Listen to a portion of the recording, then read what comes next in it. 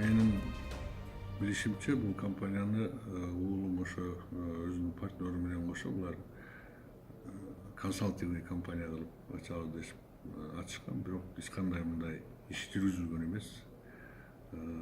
Ошол башка бир компания менен чогуу курулуш иштерин уйгуруу же болбосо иштерин жүргүзөбүз деген ой менен бир частный компаниядан башка жерди отсрочкага алышып, анан жердин акчасын ошо Ромфорд компаниясы төлөп берип, курулуш иштерин ошол аркы компания болуп кирген компания жүргүзө турган мамиле менен булар ишти башташкан экен.